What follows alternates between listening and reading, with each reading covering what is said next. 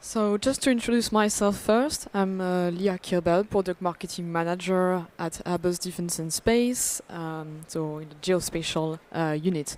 So today we will talk about Geospatial GenAI for smarter Earth observation.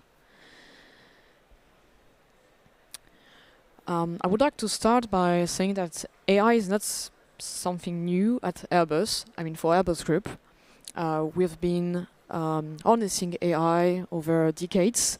So, for example, in the following domains, AI in autonomy for computer vision for autonomous flight, future combat air system, unmanned traffic management.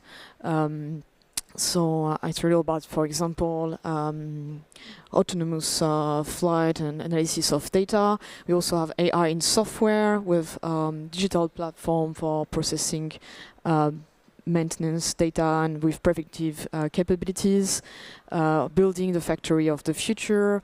There's also AI in space with an AI-based robotic assistant on board of the International Space Station, and the main focus of today, which is Earth observation, which I will detail out for you, where we process satellite imagery and extract insights for the customers.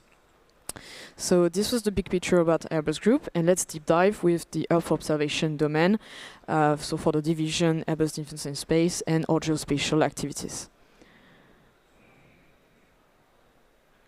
So I would like to set another big picture, just walking you through, let's say, the different waves of AI innovation, from traditional AI to what we see today with general AI, I mean, moving towards general AI. So really it's about, we started with machine learning and statistical, went through deep learning and big data, and today, the technologies are generative, multimodal, foundation models, large language models, and moving towards really general AI and agenting. So it's really about bringing in more autonomy, more scalability, more versatility also. In the end, the engines will be able to handle by themselves the execution of, let's say, very varied tasks, whereas with traditional AI, it wasn't that scalable, and it was more about specific tasks. So yeah, once again, autonomy, scalability, versatility. It will need less supervision, so definitely a lot will be coming, and we'll see a lot in the next coming years. We'll focus really on what we do with regard to traditional AI, because we haven't, let's say, left that apart. We are still harnessing AI, but also the technologies of general AI. So I will describe that in the following slides. So I would like to emphasize the geospatial challenges, let's say, that account for the need for Gen AI, I mean AI in general. So we have a challenge because we extract daily terabytes of data from satellites. That's a lot, and we need to, so when it comes to processing the data to extract relevant insights from space for decision making, for the actors of today's world, it gets really challenging. So with AI, we've been able to automate this, and we will go further with generative AI. We need to extract those insights quickly, anticipatedly, in a cost-efficient way, and for anyone, really beyond Earth observation domain. So yeah, there's, let's say, a challenge to navigate complexity, seeking relevance in the satellite data that we acquire. It can be really lengthy and expensive, especially if this has to be done manually. So you see potentially the benefits of AI there. We need to also handle unpredictability and build agility and versatility when dealing with the satellite data. Here I'm thinking of, for example, imagery intelligence analysts who have to deal with unanticipated regions, very large scale, unforeseen pattern, especially with the current context. For example, we had specific object detectors for aircraft. Now we can not only rely on specific single-purpose detector, because if we take an example, Sebastopol Airport, let's say the aircraft on this airport were hidden under aircraft shelter about the Russian army. So it happens, everything happens, within short time range, and we need to build flexibility and to react fast. So then GenAI can also help, let's say, with this ability to deal with to analyze and deal with different patterns. The last transformation I can highlight is the fact that all analysts need foresight, and we need to expand horizon. I will explain that a little bit more, but GenAI is also, let's say, vector and transformation for that, an enabler, because with natural language, it makes, let's say, the technology and the analysis more accessible to any kind of analyst, even people with no technical background. So yeah, it's not about, you know, insights for defense, but we can go already across any domain, commercial and civil domain. Okay, let's continue. So why GenAI is a game changer for Earth observation? First of all, we believe that it will lower the barriers to entry and, let's say, foster the adoption. I mentioned the use of natural language. So this will bring, I think, more Earth observation democratization and new customer experiences. I will show you a tangible example in the next slides, because maybe it doesn't ring a bell, or it's a bit difficult, you know, to visualize right now. It's also about pushing tech boundaries. I mentioned the pattern recognition, the versatility to, let's say, handle different needs and patterns, bringing, you know, encouraging groundbreaking analytical capacities for intelligence and mapping. And once again, as AI is already, you know, supporting, this will keep on automating things, going faster, scaling up, you know, enabling more efficiency, reducing lead time, and reducing costs. Today, we see that generative AI is revolutionizing Earth observation along its value chain. So this is the value chain you can see there at the bottom, from sensors to, let's say, the processing of data, and then making applications and solutions from that. So if we think of sensors, for example, we can think of AI on board of the satellite, so edge AI, data acquisition and imagery with maybe predictive, anticipated tasking, data processing with, here again, more automation, and then the extraction at scale of insights for intelligence and mapping, and then the solutions and platforms. Let's continue. So I would like to, let's say, tell you about what we do today in AI for geospatial and what is coming next tomorrow. So today, it's really important for us to ensure trustworthy AI. By trustworthy, we mean that we don't alter the quality, the truth of the reality, so all satellite imagery is really faithful to reality. So for several decades, we have several decades of Airbus AI innovation, with daily implementation in our products and solutions for both mapping and intelligence across domains, so both commercial and defense domains. I will talk you through a little bit what we do. So we have AI for enhanced resolution, analytics for both imagery intelligence and mapping solutions, and also some industry-specific capabilities. We will continue to, let's say, innovate, to improve things, and tomorrow we'll continue to bet on reliable generative AI. Once again, let's say the word might be a bit misleading because we don't generate content. It's really about harnessing the technologies of generative AI, the models, to power the extraction of insights at scale and faster.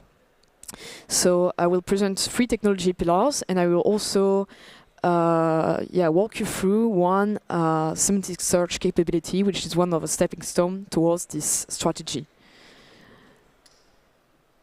Okay, so just a quick focus on one of the things I mentioned earlier, so AI for enhanced resolution.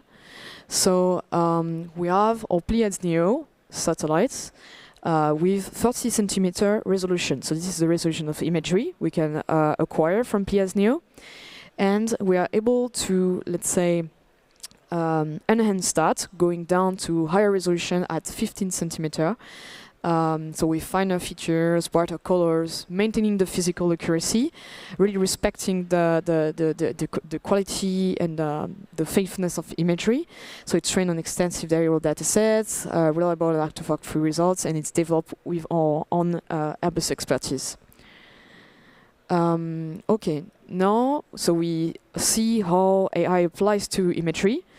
Now we are moving forward in the value chain, going to the extraction of insights. So from analytics, either for intelligence or mapping. So to detail this out a little bit, we can do capacity building, detection reports for maritime and land, advanced reports, for mapping, geospatial layers with advanced products, so 3D data, for example, the extraction of vector databases, so it's, for example, the footprint of buildings, of roads, and we can also produce map, for example, for battlefield transparency. Let's zoom in and focus on intelligence first. Give you a few examples. So I mentioned, remember, single-purpose object detection. This is what we offer. This is already operational today, with the possibility to detect vehicles, vessels, aircraft, either from optical or radar satellite imagery, because we have both. And we also have Airbus in-house analyst teams generating reports, so situational reports like mission-based, border activity report, human activity report. So that's the idea there. You can see some visual examples we wanted to showcase. Yeah, so that's it for imagery intelligence, and really AI really help our analysts there, you know, once again, with the detection of objects, with the extraction of insights. It's really support to the analysts to analyze images faster and at scale. I move on to the next, let's say, domain, which is mapping. So for mapping, artificial intelligence is a real geospatial power force. It's a game changer. It automates the extraction of vectors, as you can see there with the footprints of buildings. And it also helps us develop another, let's say, brand new product. So the level of detail too. You can see these 3D assets on the right. And we are able to automate that thanks to the automation of land cover and the extraction of the building footprint, as you can see on the left, that help us you know, develop and build these products faster. I continue. This is the next step, let's say, of the mapping value chain. So before AI, we had, let's say, the map maker, geographer is, you know, manually drawing the map, delineating its parts. And with AI today, it's much more convenient because the vector layers are automatically processed within minutes. It accelerates the map production. It reduces the manual effort of the map maker. And in the near future, so probably it will go beyond, and maybe the map will be, let's say, fully generated just beyond, you know, the footprint extraction. But let's say that the map maker won't disappear, because we still need, you know, human supervision, we still need quality control, and I think we do need people, real human, involved in all those products. Okay, so I told you about what we do today, and now we move on to the next part, which is what we will do tomorrow. So this is the approach of what we could build with the technologies of generative AI. 3 pillars I would like to describe. The first one being analytics that we want to speed up. So we want to speed up the development, really improving what we can do today. There's also the second pillar, which is the ability to speak with an image. Because imagine you can talk to the earth and ask for what you're looking for. It would be much more convenient to have a simple conversation instead of, you know, handling I don't know, several tools. It's really about making images speak and bring these images to life. So I show that to you in the next slides. And the last pillar, which is, let's say, more over the long run, it's this capability, this ability to build high-end interactive use cases with agentic AI. So, for example, program automatically the satellites acquisition as soon as there is natural extreme weather event like wildfires, and then you say, okay, provide me with a hot map of the damages. So this could be an example, and we can imagine plenty more examples because once again we are moving toward more autonomy and more versatility. That's it. And okay, now let's have a deep dive on the second pillar to explain a little bit what we mean there. So you'll see it's pretty simple. Okay, so what if you had a search engine for Earth observation? Just ask, find me anything, any pattern I would like to find. I show you with a video. Yeah, perfect. So you can have a look there.